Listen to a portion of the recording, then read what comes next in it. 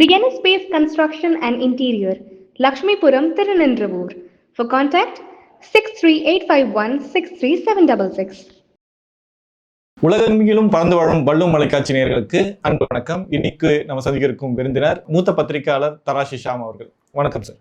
வணக்கம் சார். இன்னைக்கு சட்டசபையில பரந்தூர் விமான நிலையம் திட்டம் ரத்து பண்ணியிருக்காரு முதலமைச்சர் விஜய் அவர்கள். இதை நீங்க எப்படி பாக்குறீங்க சார்? பரந்தூரை பொறுத்தவரையில முதல்ல 110 விதியின் கீழே அதை அனௌன்ஸ் பண்ணது தப்பு. அதாவது 1955 110 விதி அறிமுகப்படுத்தப்பட்ட காலம்.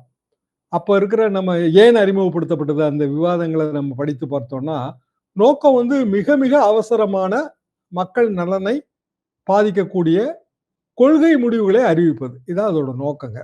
இப்ப பரந்தூர் கான்ட்ரவர்சி ரொம்ப நாளா இருக்கிற மேட்டர். விஜயை பொறுத்த வரைக்கும் அவர் ஒரு ஸ்டாண்ட் எடுத்துட்டாரு. ஏற்கனவே விக்கிரவாண்டி கூட்டத்தில் அதை சொல்லிட்டாரு. பரந்தூர் தான் அவருக்கு முதல் கள நிகழ்ச்சி. அப்போ அவரோட ஸ்டாண்டு இப்படிதான் இருக்கும். அதாவது தவேகாவோட ஸ்டாண்டு இப்படிதான் இருக்குங்கிறது எல்லாருக்கும் தெரியும். ஆனா அது சரியா தவறான விவாதம் பண்ணணும். 110 நீங்க அறிவிக்கும் போது விவாதம் கிடையாது, விதியில தெளிவா இருக்கு.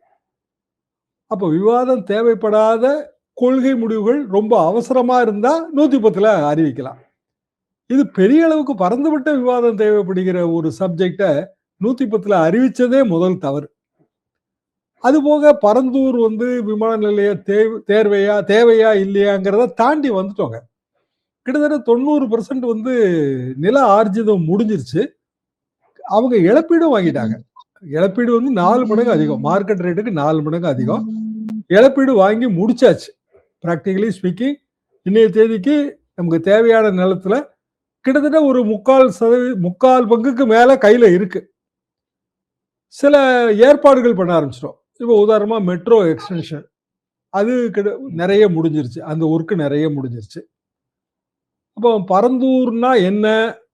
Green field. இப்போ நம்மகிட்ட இருக்கிற மீனம்பாக்கம் என்ன? Brown field. அதாவது ஏற்கனவே ஒரு விமான நிலையம் இருந்து அதை நம்ம விரிவாக்கம் பண்ணும்போது அது பொதுப்படையாக பிரவுன் ஃபீல்டுன்னு அழைக்கிறாங்க. முதலமைச்சர் இன்னைக்கு அதையும் கூட குறிப்பிட்டாரு. அதாவது 5th டெர்மினல் அமைப்பதை நோக்கி நம்ம போறோம். மீனம்பாக்கத்துல 3 டெர்மினல் அங்க ஃபுல்லா ஒர்க் பண்ணுதுங்க. 4th டெர்மினல் நிறைய பேர் நீங்க சவுத் சைடுக்கு தூத்துக்குடி மதுரை சைடு திருச்சி சைடுக்கு போறவங்க விமானம் பிடிக்கிறதுக்கு நம்ம டெர்மினல் 4க்கு போனோம். டெர்மினல் 4 ஒரு கிட்டத்தட்ட முடிகிற ஸ்டேஜில் இருக்கு. 5th டெர்மினல் ஆரம்பிச்சு முடிகிறதுக்கு எத்தனை வருஷம் ஆகும்னு நமக்கு தெரியாது. அப்போ அது வரைக்கும் விமான நிலையம் என்பது வெறும் பயணிகள் ஹேண்ட்லிங் மட்டும் இல்லை, சரக்கு ஹேண்ட்லிங் தான் ரொம்ப முக்கியம். அதுதான் விமான நிலையத்துக்கான லாபம். அது இருந்தாதான் விமான நிலையம் இருக்கிறதுல அர்த்தம் இருக்கும். அப்ப நமக்கு சரக்கு ஹேண்ட்லிங்னா எங்கெல்லாம் தொழிற்சாலைகள் அதிகமா இருக்கோ அங்க சரக்கு ஹேண்ட்லிங் அதிகமாகும். அப்ப நம்ம பரந்தூரை கிரீன் ஃபீல்டு ஏர்போர்ட்டா தொடங்கணும். அதாவது எந்த விதமான அடிப்படை வசதி இல்லாம 0ல இருந்து தொடங்குறது. பெரும்பாலும் அது விவசாய நிலங்கள் இது மாதிரிலாம் அமைகிறதுனால கிரீன் ஃபீல்டுன்னு அது ஒரு டெர்மினாலஜி தான், அவ்வளவுதான். அப்போ அட்வான்டேஜ் என்ன அப்படின்னா, ஏற்கனவே இருந்த விமான நிலையத்தை நம்ம விரிவாக்கம் பண்ணும்போது தொழில்நுட்ப வசதிகள்லாம் ரொம்ப வருஷத்துக்கு முன்னாடி நம்ம பண்ணியிருப்போம். அது பிறகு எவ்வளோ சயின்ஸ் முன்னேறி இருக்கும்.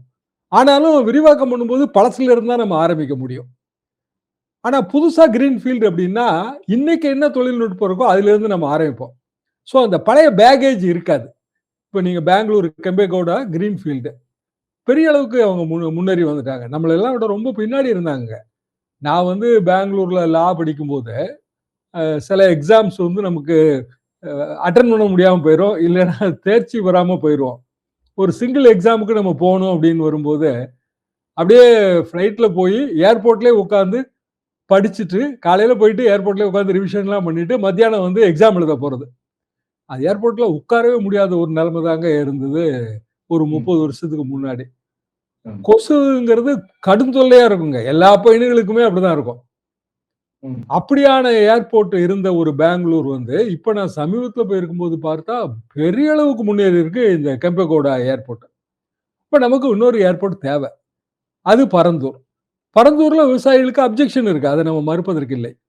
ஆனா நீங்க எங்க ஒரு 4000 ஏக்கர் கையகப்படுத்தினாலும் சென்னையை சுத்தி ஒரு 40-50 கிலோமீட்டருக்குள்ள நீங்க எந்த இடத்துல கையகப்படுத்தினாலும் அந்த பிரச்சனை வரத்தான் செய்யும். அது வேற வழியே இல்லை.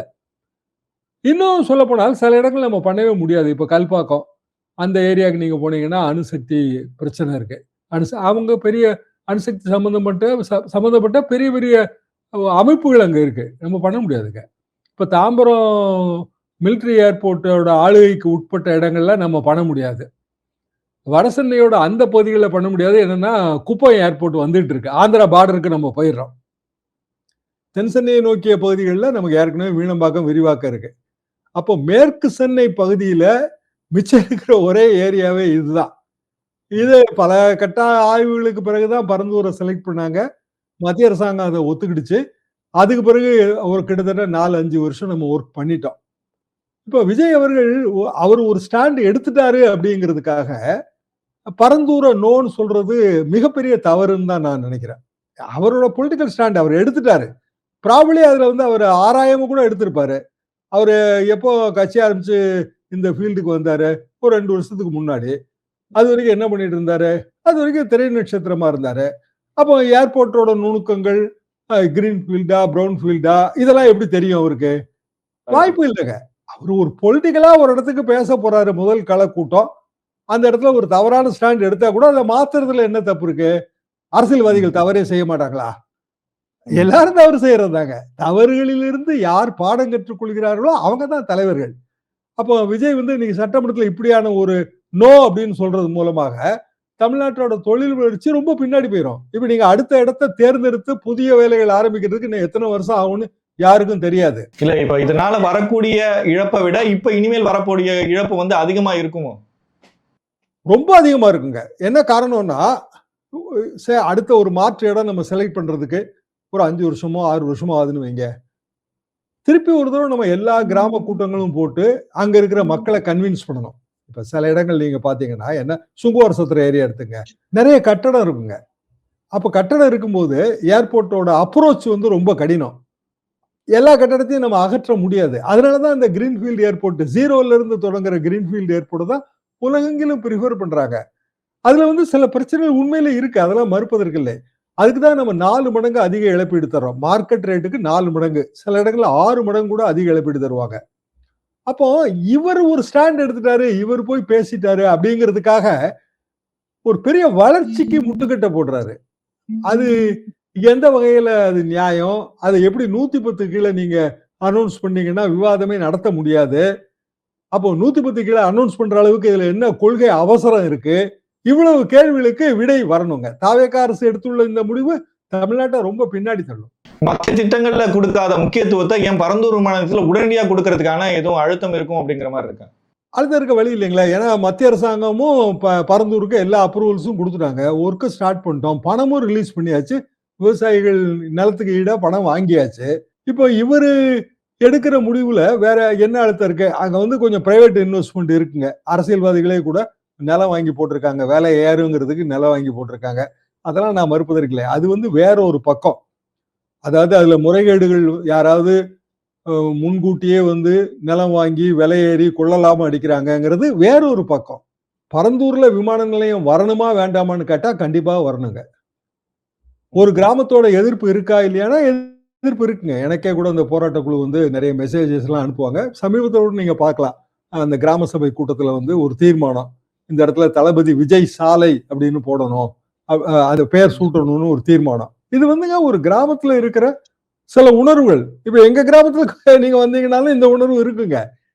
இப்ப எங்க பகுதிகளில் மீத்தேன் ஆலைகள் அமைப்பதற்கு முயற்சி நடந்த போது பெரிய அளவுக்கு எதிர்த்தோம். நான் அதெல்லாம் மறுப்பதற்கு இல்லைங்க. ஆனா அதை தாண்டி ஒரு கன்வின்ஸ் பண்ணி ஒரு ப்ராசஸ ஸ்டார்ட் பண்ணி 4 வருஷம் ஆச்சு. இப்ப 4 வருஷத்துக்கு இடையில எவ்வளவு மாறுதல்கள் ஏற்பட்டு போச்சு. அப்போ ஒரு கவர்மெண்ட் திருப்பி பேக் அடிக்கும் போது அதுல ப்ராப்ளம். இப்போ நீங்க அண்ணா நகர் ஆர்ச்சோடங்க முதல்ல ஒரு சாலை நம்ம அமைக்கிறதுக்கு திட்டம் போட்டோம். அந்த சாலை என்னன்னா அண்ணா நகர் ஆர்ச்சை அகற்றிட்டு சாலை. திடீர்னு ஒரு அப்ஜெக்ஷன், இது அண்ணா வச்ச சாலைங்க, 1967 காலகட்டத்துல அந்த அண்ணா வச்ச வளைவு அவரோட நினைவா இருக்கு, அது எப்படி அகற்றலாம், அது இதுன்னு பிரச்சனை கிளப்பின உடனே திமுக தான் அந்த பிரச்சனை கிளப்பிச்சுங்க. ஜெயலலிதா ஆட்சி அவங்க இல்ல, வளைவு அப்படியே இருக்கும், சாலை அதுக்கு மேல போகும்ட்டாங்க. இப்பவும் நீங்க பாத்தீங்கன்னா அந்த சாலை ஒரு ரொம்ப கோணங்கித்தனமா தெரியும் அந்த சாலையை பார்க்கும்போது. அரசியல்வாதிகள் வெறுமனே அரசியலுக்காக இப்படியான பிரச்சனைகளை பண்ணும்போது பொதுமக்களோட வளர்ச்சி பாதிக்கப்படுது. 110வது விதியை கொண்டு வர்றதுக்கே ஒரு விதி கொண்டு வரணும் போல இருக்கு. 110வது விதி கீழே இன்ன மேட்டர் தான் சட்டமன்றத்துல சொல்லணும்னு சபாநாயகர் ஒரு விதியை கொண்டு வரணும். 110 வந்து மிக தவறான முறையில பயன்படுத்தணும் ஜெயலலிதாமா. 2011-16 காலகட்டத்தில் பாத்தீங்கன்னா எல்லாமே 110 தான். அவங்க காலைல வருவாங்க, கடகடன்னு வாசிச்சு விட்டுருவாங்க. அம்மா சிமெண்ட் 110 தான். அதுல என்ன கொள்கை முடிவு இருக்கு? ஒரு கொள்கை முடிவும் கிடையாதுங்க. அப்போ விவாதம் நடக்காதுங்கிறதுக்காகவே 110 கீழே ஒரு விஷயத்தை நீங்க கொண்டு வர்றீங்க. இது என்ன? இந்த அணுகுமுறையில இருந்து விஜய் மாறலாம். திருப்பி ஜெயலலிதா பாணி அரசியல், அதிமுக அரசியல், அவங்களே நடப்பது அம்மா ஆட்சி தான்றாங்க. அப்ப அம்மா ஆட்சியில நடந்த அதே கொணங்கித்தனம் இப்போ தளபதி விஜய் ஆட்சியிலையும் நடக்குது. அப்படிதான் நான் எடுத்துக்க முடியும். இந்த மாதிரி பெரிய திட்டங்களை என்ன ஜெயலலிதா அவர்கள் எடுத்திருக்காங்க?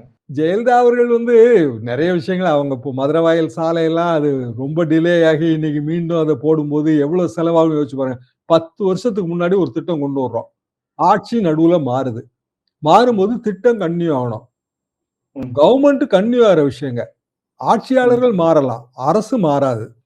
அப்போ அரசியல் காரணங்களுக்காகவோ இல்ல வெறும் தனிப்பட்ட ஈகோ காரணமாகவோ ஒரு திட்டம் 2 வருஷம் 3 வருஷம் நடந்த திட்டத்தை நீங்க ரத்து பண்ணும்போது திருப்பி இன்னொரு அரசு அதே மாதிரி வரும்போது கடைசியில என்ன ஆகும்னு நினைக்கிறீங்க? 10 வருஷம் கழிச்சு அதே சாலையை திருப்பி போடுறோம். மதுரவாயல் பறக்க சாலையை மீண்டும் போட்டுக்கிட்டு இருக்கோம். செலவு எவ்வளவு எகிரி இருக்கும்? 10 வருஷத்துல எவ்வளவு கட்டுமான செலவு எகிரி இருக்கும்? அப்ப ஒரு சாலை போறதுக்கு இவ்வளவு பிரச்சனைகள் இருக்கும்போது ஒரு விமானம் அமைக்கணும்னா நிறைய கோடிகள் செலவு பண்ணி அந்த பாதைகளை அமைச்சிருப்பாங்க. ஆல்மோஸ்ட் கிட்டத்தட்ட எல்லாமே சட்டப்படுத்த எடுத்துக்கலாம். ஓமந்தூரார் ஹாஸ்பிட்டல் உங்களுக்கு தெரியும். கலைஞர் காலத்துல சட்டமன்றத்தை மாத்தணும், இடம் இல்ல. ஓமந்தூர் அந்த இடத்துல இப்ப பழைய ஓமந்தூரார் எஸ்டேட் இருந்த இடத்துல புதிய கட்டடம், ரைட்டுங்களா? பெரிய பெரிய ஜனாதிபதியில இருந்து பெரியவங்க எல்லாம் வந்து அதை திறந்து வச்சாங்க. மன்மோகன் சிங் எல்லாம் வந்தாருன்னு நினைக்கிறேன். அந்த கட்டடத்துல ஒரு சட்டமன்ற கூட்டத்தையும் நடத்தியாச்சு. அதாவது கலைஞர் ஆட்சி காலத்தோட இறுதியில ஒரு சட்டமன்ற கூட்டத்தையும் நடத்தியாச்சு. மீண்டும் ஜெயலலிதா ஆட்சி வந்துச்சு. ஜெயலலிதா ஆட்சி வந்த உடனே அது இல்ல, அந்த கட்டடம் வந்து சரி கிடையாது, மீண்டும் பழைய கோட்டைக்குள்ளேயே வந்து நம்ம சட்டமன்றத்தை நடத்துவோம். இருக்கையெல்லாம் கொண்டு போய் வேற அங்க போட்டாங்க. நம்ம இப்ப நீங்க அந்த சட்டமன்றத்துல பாக்குறீங்கல்ல, இந்த இருக்கைகள் எல்லாத்தையும் எடுத்து ஓமந்தூரார்ல போட்டு புதிய சட்டமன்ற கூட்டத்தொடரும் நடத்தியாச்சு. ஜெயலலிதா வந்து அதே மீண்டும் அது இங்க இருந்து என்ன சீட்டை கொண்டு போகணுமோ அந்த சீட்டை திருப்பி அங்க இருந்து இங்க கொண்டு வந்து போட்டு இப்ப நீங்க பாக்குற நேரலையில நடக்கிற சட்டமன்றம் நடக்கு. இப்ப என்ன ஆக போகுதுன்னா இதை டோட்டலா மாத்தி பட்டணப்பாக்கத்துக்கு கொண்டு போக போறாங்க. அடுத்த ஒரு 3 வருஷத்துக்குள்ள அந்த ப்ராஜெக்ட் நிறைவேறிடும்.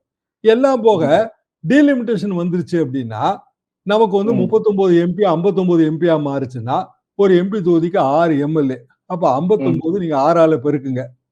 39 6ஆல பெருக்கி 234. 59 6ஆல பெருக்குனா எவ்வளவு கூடும்? அப்ப அதுக்கு நமக்கு சீட்டு வேணும், வரணும்ல, இடம் வேணும்ல அதுக்கு. அப்போ ஒரு நான் பார்த்த இந்த 15 வருஷத்துக்குள்ள வெறும் சட்டமன்றம் மாறுதல் இதுல மட்டும் நம்ம எவ்வளவு கோடி ரூபாயை வேஸ்ட் பண்றோம். ஆக தலைவர்கள் வந்து அவங்க சொந்த ஈகோவையும் தன்முனைப்பையும் அகங்காரத்தையும் கைவிடணுங்க. அப்படி கைவிட்டால் மட்டும்தான் அது ஜெயலலிதாவுக்கும் பொருந்தும், கலைஞருக்கும் பொருந்தும், விஜய்க்கும் பொருந்தும். இப்ப தொடர்ச்சி அடுத்து பார்த்தோம்னா இந்த சிலிண்டர் வழங்குறது இதுல வந்து 6 சொல்லியிருந்தாங்க. இப்ப 3க்கான திட்டங்கள் தான் வந்துட்டு இருக்கு அப்படிங்கிற மாதிரி இதெல்லாம் கொஞ்சம் வேறுபாடா தெரியுது. அவங்க சொல்லிற திட்டங்கள்லயே இதை மட்டும் சரியா செய்யணும்னு நினைக்கிறாங்க. ஆனா சில திட்டங்களை வந்து அப்படியே கைவிட்டுறாங்க. 3க்கு வந்து பணத்தை வந்து கொடுத்துருவாங்க. அதாவது direct benefit transfer. Direct benefit டிரான்ஸ்ஃபர்ல பணம் வர வைக்கப்படும் சொல்லி ஒரு ஆண்டுக்கு இவ்வளவுதான் வருமானம்ங்கிற பிக்சிங்கும் இருக்கு. ஆனா தாவேகா கொடுத்த தேர்தல் வாக்குறுதியில அப்படியான இன்கம் சீலிங் கிடையாதுங்க. இப்போ வந்து இன்கம் சீலிங் கொண்டு வந்திருக்காங்க. இன்கம் சீலிங்ல வந்து உண்மையான சில பிரச்சனைகள் இருக்கு. இப்போ சாதாரண ஒரு கிராமத்துல வந்து 3 ஏக்கர் 4 ஏக்கர் வச்சிருந்தா கூட இந்த இன்கம் சீலிங்கை தாண்டிடும். ஏன்னா நம்ம அவன் வந்து டாக்ஸ் கட்ட மாட்டாங்க, இன்கம் டாக்ஸ் கட்டியிருக்க மாட்டான். ஆனா சிட்ட அடங்கல்ல வந்து அவனுக்கான இது இருக்கும், நில உடைமை எவ்வளவுங்கிறது அதுல இருக்குங்க. ஒரு கிராமம்னு எடுத்துக்கிட்டீங்கன்னா சிட்டாடங்களை வச்சுதான் நம்ம சிறு குறு விவசாயிகள் பெரு விவசாயிகள் பிரிக்கிறோம். 5 ஏக்கருக்கு மேல பெரு விவசாயிகள் எடுத்துக்கலாம். அதுக்கு கீழே இருக்கிறவங்க பெரும்பாலும் அவங்க சிறு விவசாயிகளா இருந்தாலும் அவங்களுக்கும் இது தேவைப்படும். ஆனா இவங்க வந்து அது வெறுமனே ஆண்டுக்கு இவ்வளவு இன்கம்னு சொல்றது. ஆமா, ஆண்டுக்கு 4 லட்சத்துக்குள்ள இருக்கவங்களுக்கு தான் வந்து அந்த அளவீடு எப்படி பண்ண போறாங்க? நீங்க கிராமத்துல இருக்கிற நில உடைமை சமுதாயத்துல சிட்டாடங்கள் பேஸ் பண்ணி இவ்வளவு ரூபாய் இவருக்கு வருமானம் வருங்கிறத வச்சு பண்ண போறாங்களா, இல்ல செல்ஃப் டிக்ளரேஷன் மட்டும் தானாங்கிறது நமக்கு தெரியல. ஏன்னா அதுக்கான இது வரும்போது நம்ம அது பொங்கல்ல இருந்து தான் கொடுக்க போறாங்க. ஸோ இப்ப நடப்பு வந்து செப்டம்பர் வரப்போகுது. அக்டோபர், நவம்பர், டிசம்பர் இன்னும் 3 மாசம் இருக்கு. 3 மாசத்துக்குள்ள பயனாளிகள் வந்து அவங்க தங்களை பதிவு செய்து கொள்ள வேண்டும். 6 சிலிண்டர் 3 சிலிண்டரா குறைச்சதுங்கிறது கொஞ்சம் அது வருத்தமா தான் இருக்கும். 6 சிலிண்டர் வரும்னு நினைச்சிட்டு இருப்பாங்க. 3 சிலிண்டருக்கான பணம் அந்த இதோட பிரச்சனை என்ன அப்படின்னா வந்து சமையல் எரிவாயுவை பொறுத்த வரைக்கும் அதோட விலையேற்றம்ங்கிறது பெரிய அளவுக்கு வரும். அந்த விலையேற்றம் மாநில அரசு கையில இல்ல, மத்திய அரசு கையில இருக்கு. அப்போ பணம்ங்கிறது எப்படி பிக்ஸ் பண்ண போறாங்கன்னு நமக்கு தெரியல. உதாரணமா ஒரு சிலிண்டருக்கான பணம், அந்த பணம் வந்து 1000 rupees தான் அப்படின்னு பிக்ஸ் பண்றாங்கன்னு வைங்க. ஒரு வருஷம் கழிச்சு அந்த அமௌண்ட் 1100 1200 மாறி இருக்கும்.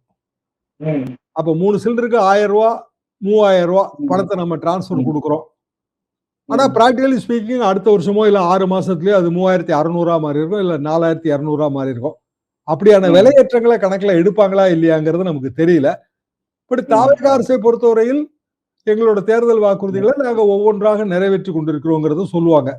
ஏன்னா முதலமைச்சர் அவர்கள் பேசும்போதே வந்து 1 ஆண்டு திட்டம், 3 ஆண்டு திட்டம், 5 ஆண்டு திட்டம்னு அதை செக்ரிகேட் பண்ணி தான் பேசினாரு.